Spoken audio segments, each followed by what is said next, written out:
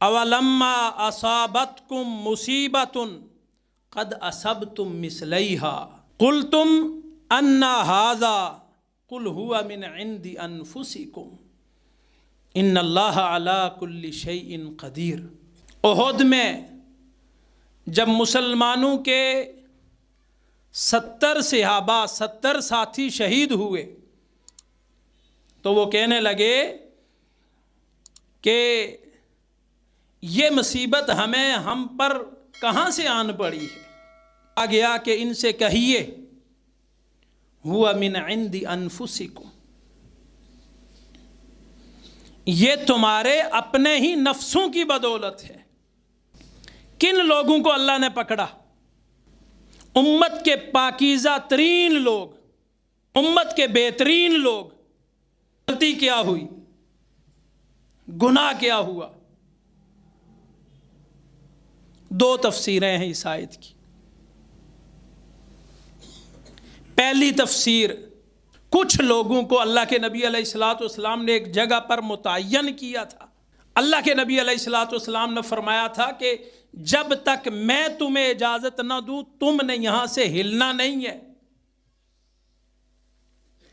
नबी करीम सल्लल्लाहु अलैहि वसल्लम के साथियों को फतह हुई, आपके साथी माले गनीमत जमा करने लगे, तो वो जो लोग जिनको अल्लाह के नबी अलैहिस्सलातु वस्सलाम ने एक जगह पे खड़ा किया था पहाड़ की एक जानिब, उन्होंने कहा अब तो फतह हो गई है। वो वहां से हिले और वो आकर माले गनीमत मुसलमानों के साथ जमा करना शुरू हो गए। खालिद बिन वलीद मुसलमान नहीं थे, दुश्मन की सफ में थे।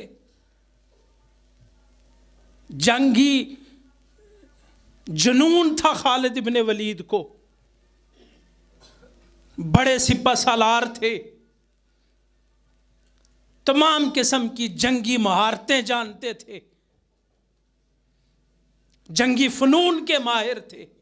कुछ लोगों को इकट्ठा किया और वहां से होकर मुसलमानों पर पीछे से हमलावर हो गए। यूं मुसलमानों की फतह आर्जी शिकस्त में तब्दील हो गई। मुसलमानों के 70 मुजाहिद शहीद हो गए। अल्लाह रब्बुल इज्जत ने फरमाया अगर उन्होंने तुम्हारे आज 70 शहीद किए हैं तो तुमने भी उनको इससे 2 गुना ज्यादा मुसीबत में मुब्तला किया था। बदर में तुमने इनके 70 मारे थे और 70 कैदी किए थे,